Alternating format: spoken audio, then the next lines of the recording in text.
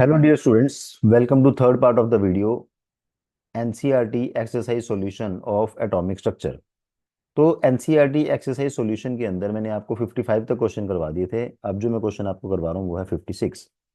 Find wavelength of emission transition if the start from the orbit. तो आपको orbit दिया हुआ है, आप बोहर मॉडल का फॉर्मूला लगाओ। बोहर मॉडल में रेडियस का फॉर्मूला क्या है? Rn is equal to a nought into n square by Z. तो रेडियस दिया हुआ है, इसको आप पहले 1 मान लो। रेडियस की वैल्यू कितनी है? 1.3225। ये दी हुई है nano. Nano means 10⁻⁻⁹ is equal to a nought, ये फिक्स है। n1 स्क्र, जेड की वैल्यू इसमें क्या है? 1। दूसरे का रेडियस कितना है? 2116.6 और ये है pico. Pico means -12। A nought n1 की जगह n2 स्क्र बाय जेड की जगह 1। तो यहां से आप लिख सकते हो n1 square by n2 square, ये कितना आ जाएगा? 1.3225 इंटू 1000 आ जाएगा ये, क्योंकि वो पावर का फर्क है। 211.6। तो इसको सॉल्व करोगे आप, नियरली आएगा 6.25। अंडर रूट करोगे आएगा आपके पास 2.5। तो n1/n2 जो है ये आपके पास आएगा 2.5। तो मैं इसको ऐसे लिख सकता हूँ n1/n2 इज इक्वल टू 5/2। यही की बात है। तो अब आपको निकालनी क्या है? वेवलेंथ। वेवलेंथ का formula 1/λ is equal to r 1/n1 square minus 1/n2 square into Z square. R की वैल्यू आपके पास है 109677। n1 की वैल्यू आएगी आपके पास 2 स्क्र, n2 की वैल्यू आएगी आपके पास 5 स्क्र, जेड की वैल्यू कितनी है आपके पास? 1 स्क्र। तो बस यहाँ से आपने वेवलेंथ को सॉल्व भी करना है। तो ये आपका हो गया 56 नंबर क्वेश्चन। 57 नंबर क्वेश्चन में वेलोसिटी ऑफ इलेक्ट्रॉन दी हुई है, आपको क्या निकालनी है? De Broglie wavelength. तो बिल्कुल direct formula lambda is equal to h by mv। h आपको दिया हुआ है 6.626 10⁻⁻34, ये आपको पता है। m की वैल्यू 9.1 10⁻⁻31 kg एंड वेलोसिटी कितनी है? 2.19 10⁻6। बस इसको आपने सिर्फ सॉल्व ही करना है, बस इतना ही काम है। नेक्स्ट है velocity associated with the proton moving the potential difference the hockey ball of the mass moving velocity calculate wavelength. ठीक है। तो वेवलेंथ निकालने का फॉर्मूला क्या है? h by m v. अब h की वैल्यू तो आपको पता है 6.626 10⁻⁻34। मास बॉल का कितना है? 0.1। और वेलोसिटी कितनी दी हुई है? 4.37 10⁻5 मीटर पर सेकेंड। तो बस इसको भी आपने सॉल्व ही करना है, आंसर आ गया। नेक्स्ट ये क्वेश्चन भाई मेरे ख्याल से थोड़ा इंपॉर्टेंट क्वेश्चन कैटेगरी में आता है। If the position of electron is measured with an accuracy of. तो इसको हम डिवाइड करके करते हैं जरा। आपके पास फॉर्मूला है delta x into delta p is greater than h over 4 pi. Delta x की वैल्यू है 0.002 नैनोमीटर। डेल्टा पी आपको निकालना है। एच पता है आपको 4 पाई। मैं अगले स्टेप में वैल्यू पुट करता हूँ। तो डेल्टा पी की जगह क्या आएगा आपके पास? 6.626 10⁻⁻34 अपॉन 4 पाई और m 0.002 नैनो। नैनो कितना हो गया? -9। तो आपको इसको सॉल्व करना है। ये आ जाएगा 6.626/4 इंटू 3.14 इंटू 2 इंटू 10⁻⁻, माइनस ये आ जाएगी 1 2 3 12 -22। तो ये नियरली आएगा आपके पास 4 12 24 1/4 0.25। नियरली कह रहा हूँ बेटा मैं ये, -22। या फिर ऐसे कह लो कि 2.5 10⁻⁻23 नियरली। ठीक है। अब आपको जो एक्चुअल मोमेंटम दिया हुआ है, suppose the momentum, momentum is actual. Actual momentum आपके पास दिया है एच ओवर, क्वेश्चन में से पढ़ लो आप साथ साथ, एच ओवर 4 पाई और 0.05 नैनो। नैनो हो गया आपके -9। अब देखो ये वाली वैल्यू जो है ये उससे बड़ी है, तो मोमेंटम की वैल्यू छोटी ही आएगी। तो P इज 6.626 10⁻⁻34 नीचे आ गया आपके पास 4 × 3.14 × 5 × 10⁻⁻11। तो यहाँ से पी आएगा आपके पास, पावर आ गई आपके पास -23। और इसके बाद आ गया आपके पास 6.6, 5 × 4 = 20, 60, नियरली आ गया 0.1। ठीक है, या फिर आप लगा लो पी इज नियरली 1 × 10⁻⁻24। अब देखो जो आपके पास एक्चुअल मोमेंटम है वो क्या है, स्मॉल, और जो चेंज है वो क्या है, बड़ी है। तो इसका मतलब अब क्वेश्चन में क्या पूछा है, is there any problem in defining, तो yes, as actual momentum is smaller than the change. ठीक है, नेक्स्ट है, आपको क्या करना है, अरेंज करना है एनर्जी के हिसाब से।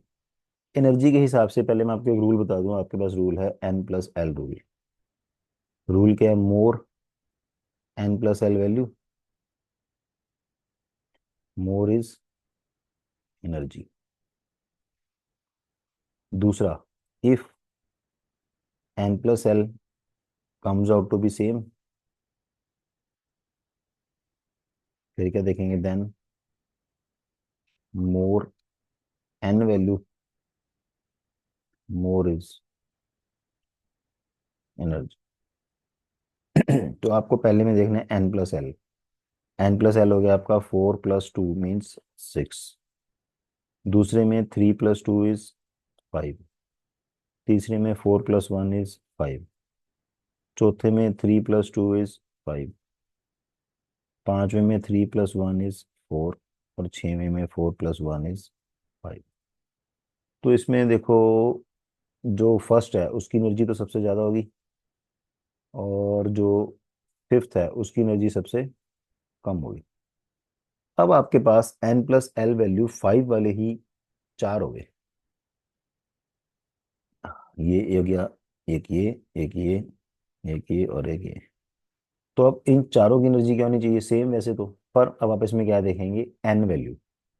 जो आपका थर्ड केस है और आपका सिक्स केस है, थर्ड केस और सिक्स केस, इन दोनों की एनर्जी क्या होगी, सेम।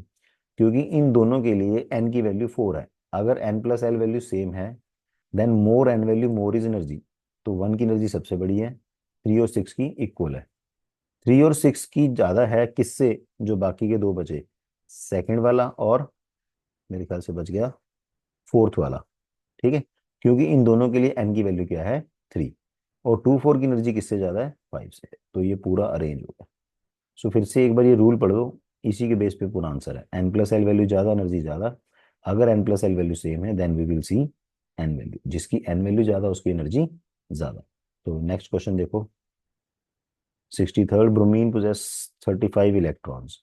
सो ब्रोमीन की अगर मैं कंप्लीट कॉन्फ़िगरेशन लिखूं, तो ब्रोमीन की कॉन्फ़िगरेशन है 1s2, 2s2, 2p6, 3s2, 3p6, 4s2, 3d10 and 4p5। तो ये कह रहे हैं which of these experience lowest effective nuclear charge. एक इसने पूछा 2p का, एक इसने पूछा 3p का, और एक इसने पूछा है 4p का। देखो, 2p, 3p और 4p। 2p is closer to the nucleus, 3p is closer to the nucleus, पर 3p 2p से दूर है, और 4p तो बिल्कुल ही क्या है, बाहर है। तो सबसे ज्यादा न्यूक्लियस का चार्ज किस पे होगा, 2p पे, उससे कम 3p पे, और उससे कम 4p पे। मतलब 4p के ऊपर इफेक्टिव न्यूक्लियर चार्ज जो है वो सबसे कम पहुंचेगा। कारण क्या है, बिकॉज ऑफ शील्डिंग इफेक्ट। बीच के जो इंटरवीनिंग शेल्स हैं, ये वाले सारे, ये सारे मिलके क्या करेंगे, आउटर वाले की शील्डिंग करेंगे from the effect of nucleus. ठीक है, सो नेक्स्ट है इसके बाद जो ninth question, sorry, 66th question, indicate the number of unpaired electron in phosphorus. तो फॉस्फोरस की जो कॉन्फ़िगरेशन है वो है नियॉन 10, 3s2, 3p3। तो 3s तो फुल्ली फिल्ड हो गया। 3p3 में तीन अनपेड इलेक्ट्रॉन हो गए, एक दो और ये तीन। सिलिकॉन, सिलिकॉन हो गया आपके पास नियॉन 10, 3s2 3p2। तो इसके भी फिर 3p2 में कितने अनपेड होंगे, दो। क्रोमियम, क्रोमियम की एक्सेप्शनल कॉन्फ़िगरेशन है आर्गोन 18, 3d5 4s1। 3d5 मतलब आपके पास क्या हो गए, पांच अनपेड इलेक्ट्रॉन हो गए, एक दो तीन चार पाँच, और 4s1। आयरन, आयरन हो जाएगा आपके पास 3d6 4s2। तो 3d6 में अनपेड इलेक्ट्रॉन कितने होंगे, चार। देखो एक दो तीन चार पाँच छः, तो अनपेड हो गए चार, 4s2 आपके पास फुल्ली फिल्ड है। और फिर उन्हें पूछा है क्रिप्टॉन, क्रिप्टॉन के अंदर नो अनपेड, क्योंकि क्रिप्टॉन क्या है, नोबल गैस है। ठीक है। नेक्स्ट इसके बाद जो आपका क्वेश्चन है, how many subshells are associated with n = 4। अगर n की वैल्यू 4 है तो l की वैल्यू क्या होगी, 3 2 1 0। तो इसका आंसर क्या आएगा, 4 सबशेल्स। ठीक है। और इसके बाद जो इसका बी पार्ट है, बी पार्ट भी इसका काफी इजी है। How many electrons will be present in the subshells, ये मैंने पहले भी करवा दिया आपको, ये शायद 23rd सेकंड पार्ट में मिल जाएगा। n = 4 के लिए इलेक्ट्रॉन होंगे आपके पास 2n²। 2n² का मतलब 2 × 4², 2 × 4² का मतलब है 32। ठीक। अब इसमें से आधे इलेक्ट्रॉन ऐसे होंगे जिनकी स्पिन क्या होगी, +हाफ, और आधों की स्पिन क्या होगी, -हाफ। तो इसका आंसर आएगा 16 इलेक्ट्रॉन जिनकी इसकी स्पिन क्या होगी, -हाफ। ठीक है। तो ये भाई एनसीईआरटी का था लास्ट क्वेश्चन। एक ये रह गया 65 बीच में, मेरे से जल्दी से स्किप हो गया वो। Unpaired electron in aluminium and silicon are present in 3p orbital, which electron will experience more effective nuclear charge. देखो एल्यूमिनियम की जो कॉन्फ़िगरेशन है वो है नियॉन 10, 3s2 3p1। सिलिकॉन की नियॉन 10, 3s2 3p2। अब इसमें एक पॉइंट समझने वाला है, हम ये पढ़ते हैं कि जो न्यूक्लियस से दूर है, जितना दूर है उतना न्यूक्लियस का इफेक्ट उसके ऊपर कम है। बट इसके अंदर जो इलेक्ट्रॉन है वो किस में जा रहा है, 3p में। इसमें भी किस में जा रहा है, 3p में। तो हम क्या बोलेंगे, दोनों के ऊपर सेम इफेक्टिव न्यूक्लियर चार्ज है, नहीं। इसमें अब आप देखोगे एल्यूमिनियम का एटॉमिक नंबर कितना है, 13। तो इसके ऊपर 13 यूनिट पॉजिटिव चार्ज है। इसका एटॉमिक नंबर है 14, तो इसके ऊपर 14 यूनिट पॉजिटिव चार्ज है। तो अलोंग द पीरियड जाने में इफेक्टिव न्यूक्लियर चार्ज क्या होता है, इंक्रीज।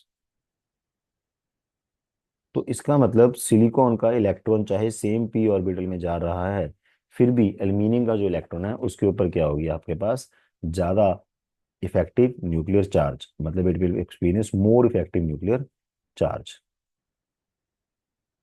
एक क्वेश्चन भाई ये भी रह गया आपका, among the following pair of orbitals which orbital will experience more effective nuclear charge.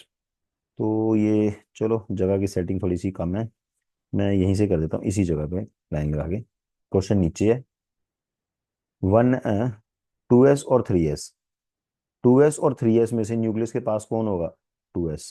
So 2s will experience more effective nuclear charge.